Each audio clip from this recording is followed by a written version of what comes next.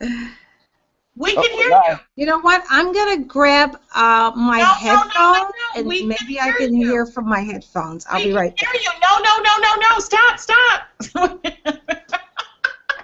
You should have. I know, right? We were like, no, we can hear you. Okay, great. So, hello, everyone. All right, one of the things we need to do, Joanna, is we need to post this link on our Facebook page because this is where we're streaming now.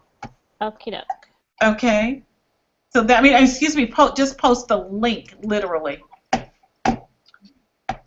So they can know that we're streaming live now.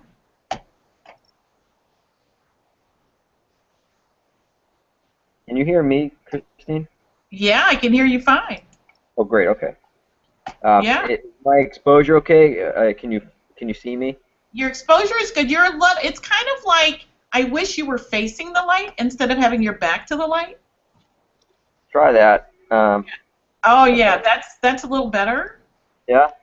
I don't know. What do you think, James? Since I have to defer to your camera. Oh no, James is gone.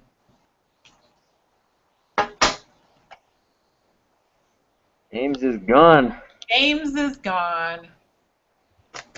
That's insane. I told him. Did you really? Well, I think he just signed out. He's gonna sign back in. Okay. Okay, but whatever happened to Aaron? We are literally live, and we should be having these wonderful conversations about stuff. And Hello, everybody. I can finally hear you. oh, this is so great. Carol, what happened? What did you do? I put headphones in. I don't know why the other's not working, but the headphones are working beautifully. Oh, perfect. Okay. Yeah. And Yeah. okay, so Duana's on mute, but she's posting, and we are live, Carol. So we want to say welcome to everybody. Welcome. We're live, but I don't know if we're streaming. That is the one challenge.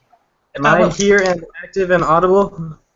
Yeah. Sorry. Yes, you are. And so maybe we should sort of say we've just finished The Color of Her Dress, this amazing short film with James Poirier, and it stars Nick Apostolides and Aaron Maloney. And we are looking forward to Aaron joining us in just a little bit. We have as our guest host Carol Davis, who is head of the Digital Media Center at a university in Virginia. And we have as our showmaster Duana de la Serna, who is managing the Twitter feed, using the hashtag The Color of Her Dress. We are waiting for Aaron to join us, who is the actress, who is amazing. And we are going to go into a discussion with everyone about the making of this movie. We thought we'd start, James, with, well, I guess first of all we should say that welcome to everybody to itsashort.com, which is an online premiere distribution platform and tonight we are premiering The Color of Her Dress. We're going to start with James Poirier, who is our director. James, can you tell us a little bit about yourself?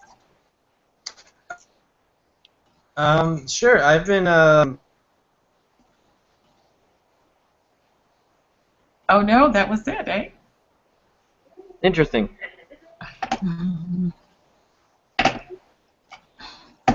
James? Lost you, bud.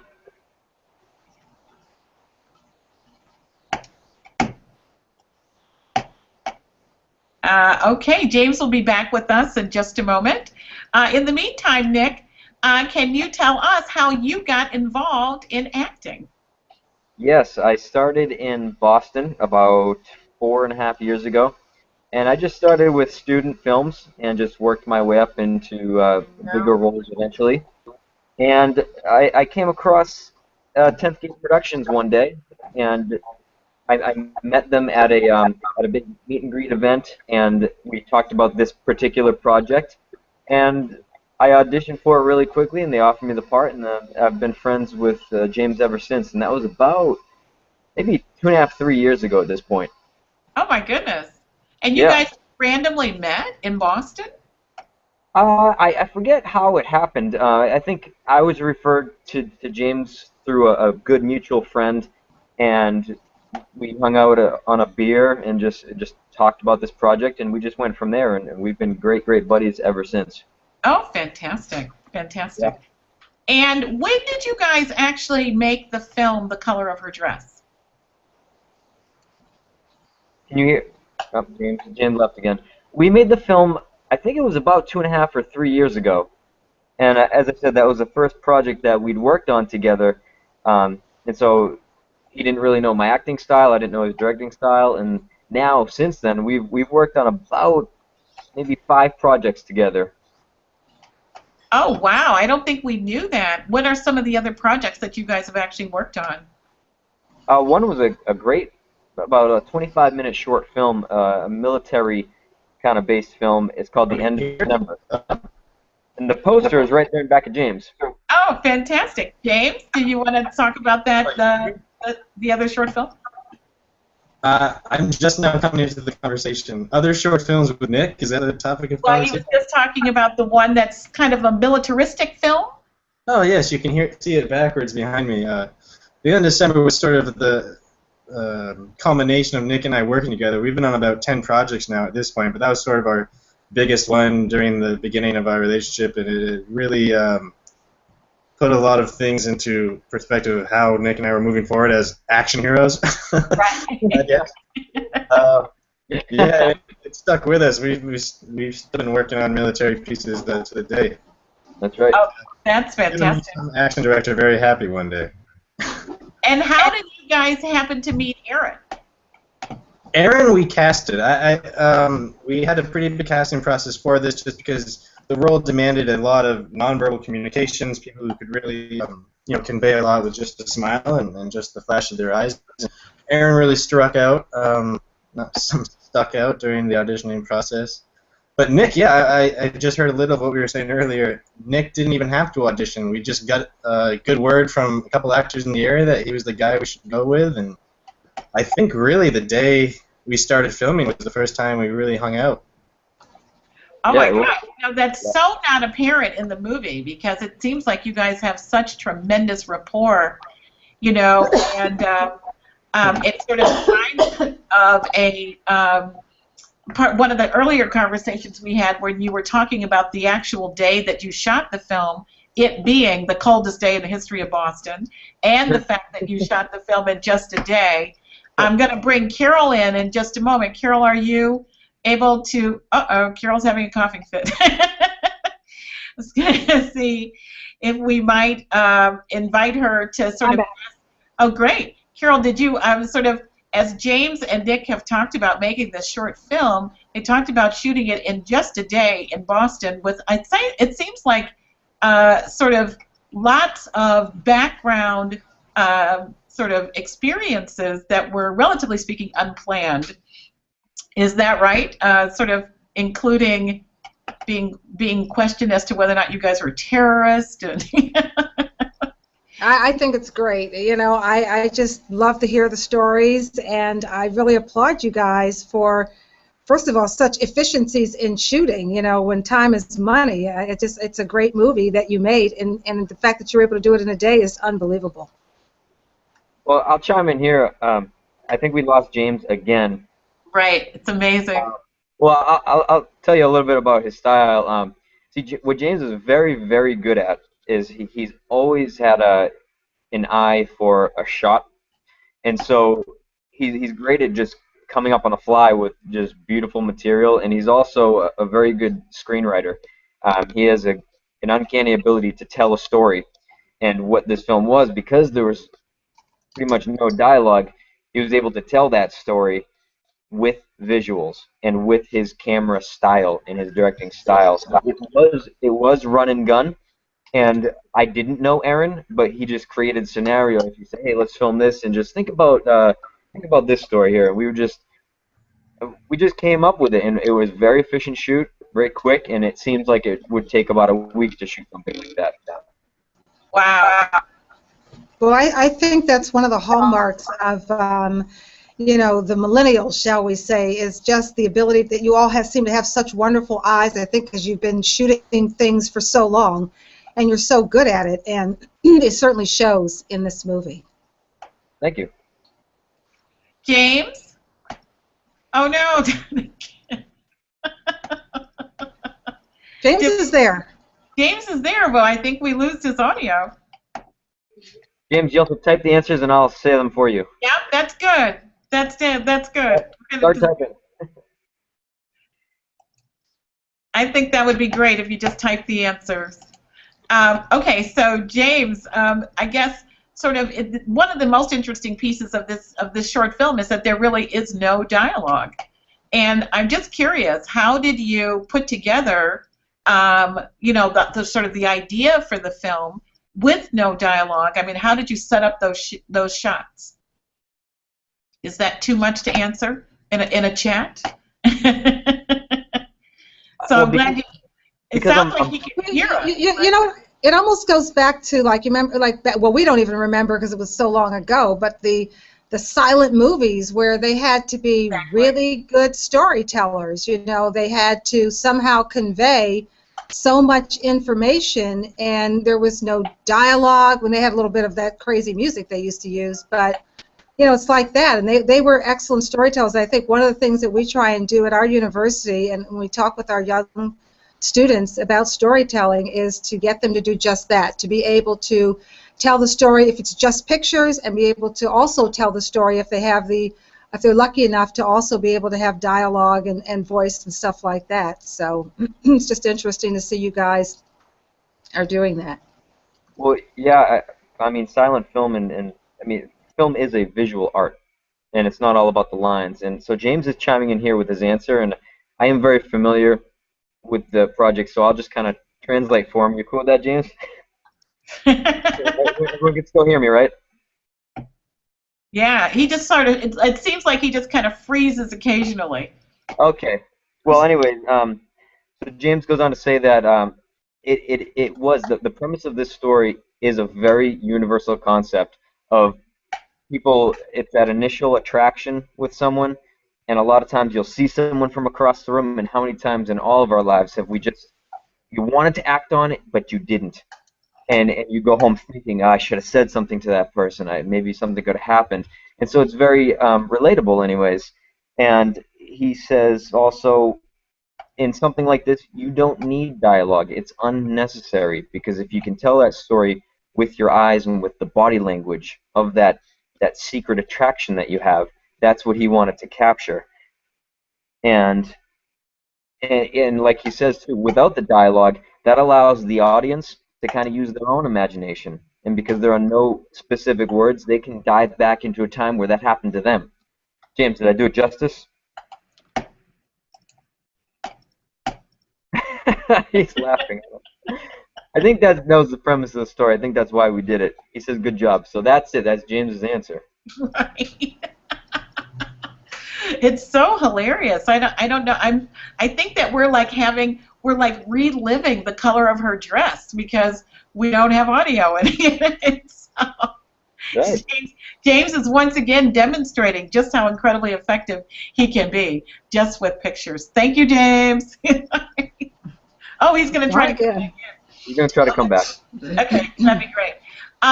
Nick, can you also talk about your experience working with Aaron? Because you guys had this, sort of imagined, sort of love relationship. Yeah, well, to be honest, I'd never met her. I met her on set. She came in, we did wardrobe, and we just went out filming about an hour later. Oh, wow. And what James just asked me to do is just... Oh, there he is. James, can we hear you? I don't know. Yes, we can. Great. All right. Jeez, this has been a process. Now, Christine, while we have James, do you want to ask him any specific questions? Yeah, I'm thinking we should, to be honest. You got like 30 seconds. I know, we have 30 seconds. James, we just asked Nick about, sort of how he was able to develop such an on-screen intimacy with Aaron, and sort of in the whole experience was imagined. I was curious, so much of that took place through the lens of your camera. Can you talk about your, how you approach that, creating something with no dialogue? Oh, we lost him.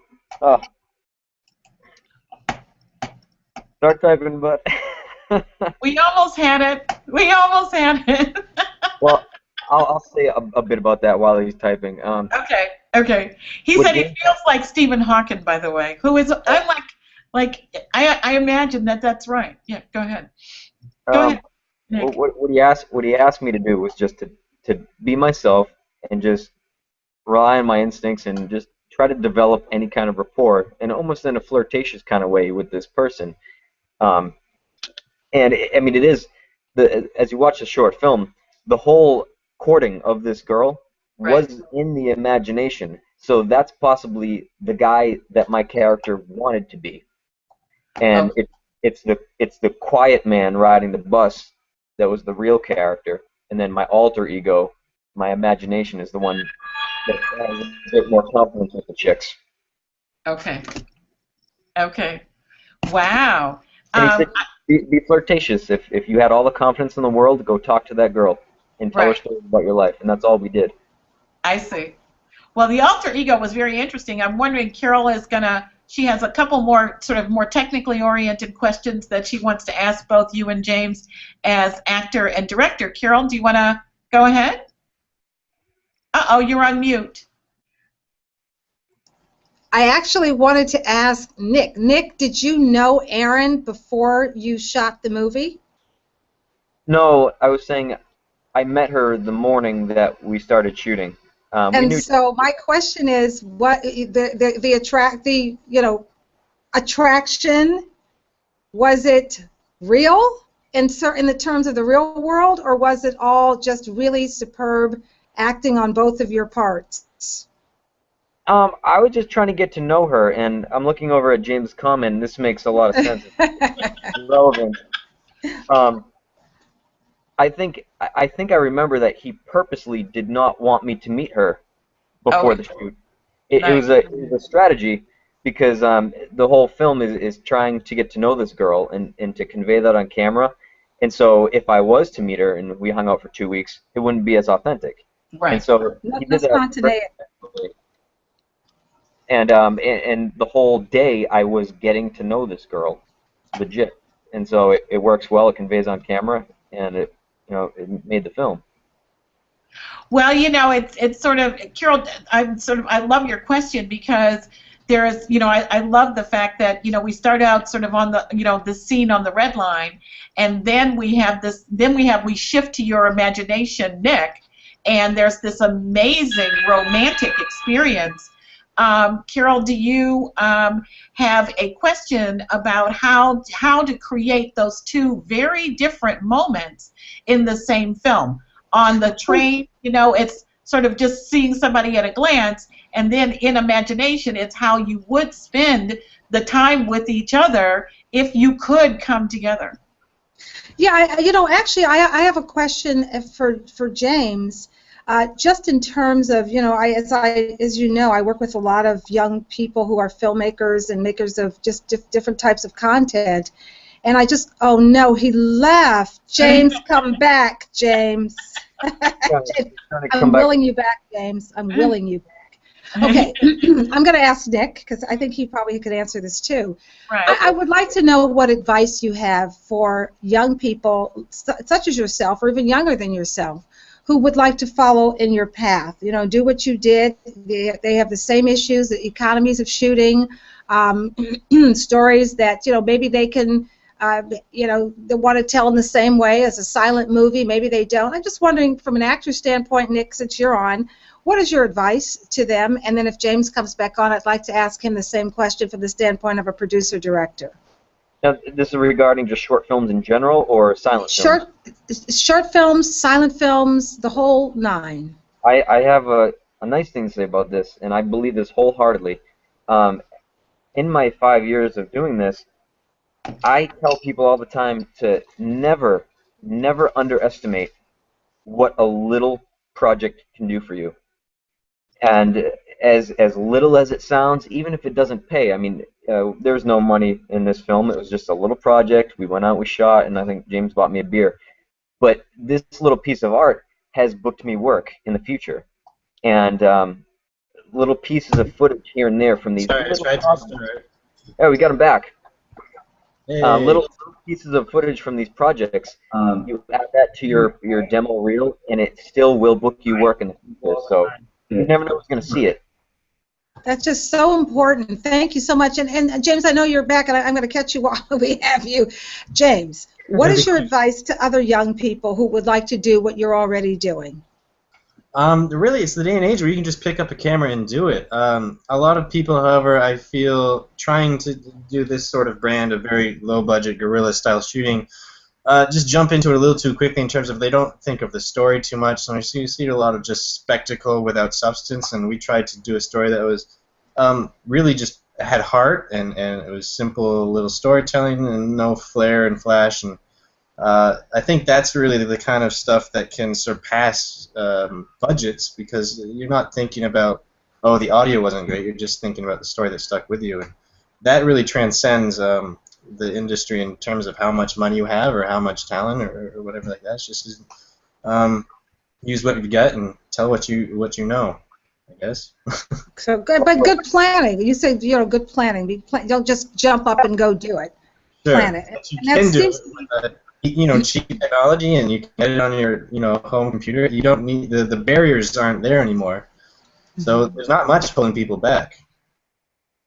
True. That's so true. Well, thank you so much. I actually have to go and get on a conference call to the West Coast.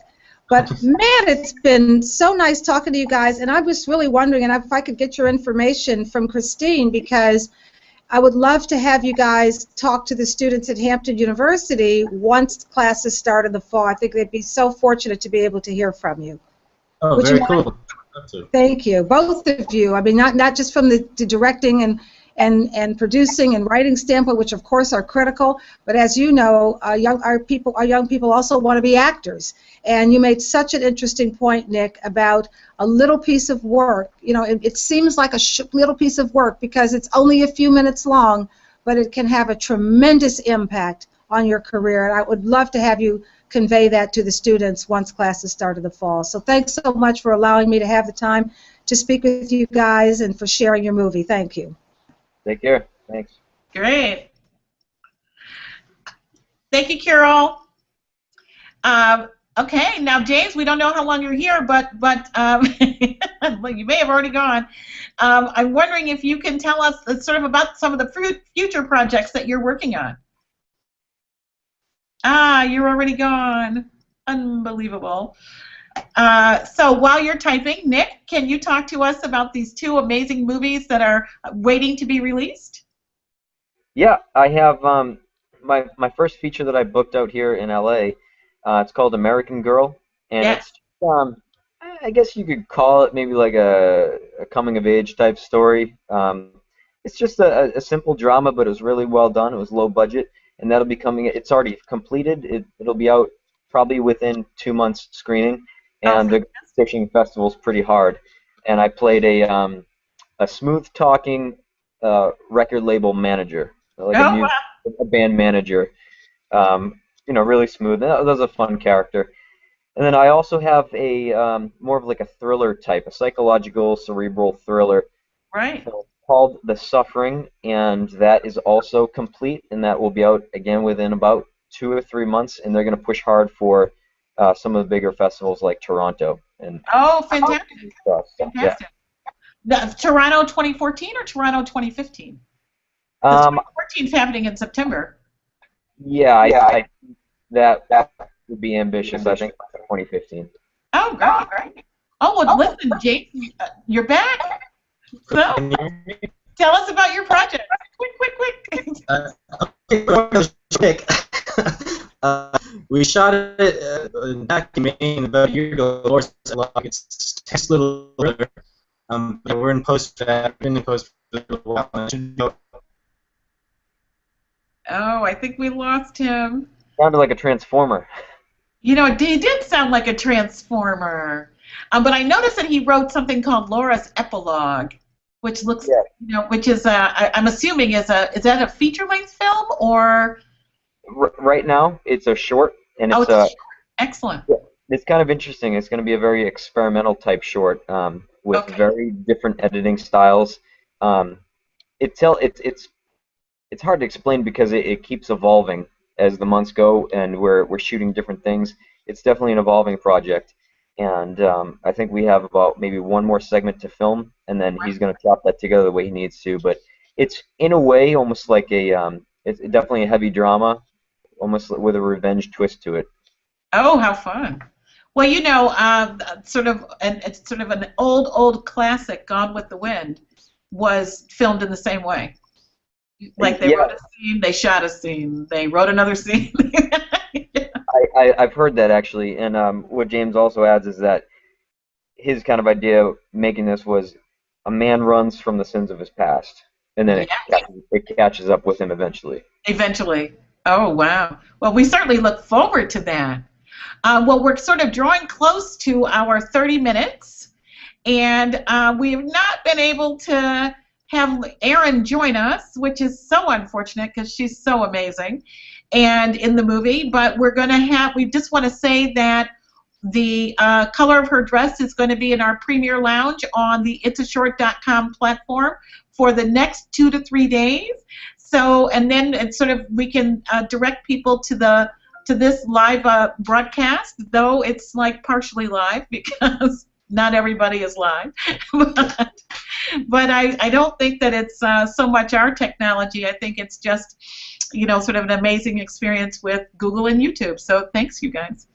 But at any rate, well, we look forward to your future projects and look forward to sort of getting to know more about what you guys will be doing. I'm wondering, is it possible, James, can you hear us and we just can't hear you?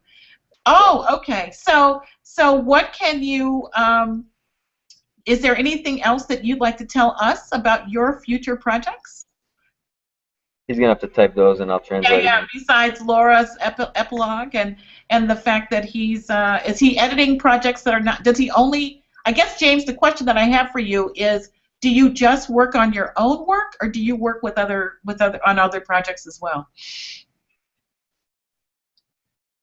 He does really? A mix of both. Okay, great.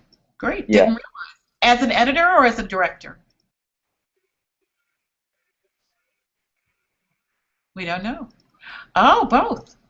Cool. He's pretty versatile. He actually does a lot of things. But right now, I think he's going to be focusing on his next feature film, and he's got a great script that he's just working out, and he wants to go into production hopefully by this fall.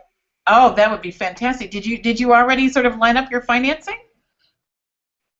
I think he's currently working on that right now.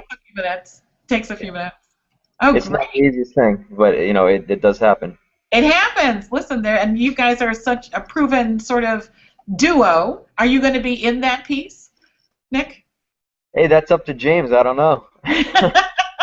James, we're plugging Nick on this one. He said no promises. Okay. Well, that's good. That's the way the business goes. No promises. Yeah, well, listen, guys, thank you so much for a great evening. And Nick, is there anything that you'd like to say to all the people that are watching? Thanks for coming along and staying tuned. And I hope someone enjoyed the film as it streams. And tell your friends. Okay, great. And James, is there anything that you want to say to all the people that are watching? James is typing, everybody that's watching. I think he's typing. I don't know. Oh, great. Thanks for joining in. Hope you enjoyed it. Oh, perfect. Badly typing. That's okay. Better than no typing, right? All right, guys. Well, this is it for itsashort.com and our premiere this evening, June 26th, with James Poirier and Nick Apostolidis. I hope I said that right. Okay, thanks, everybody. See you in our next premiere. Bye.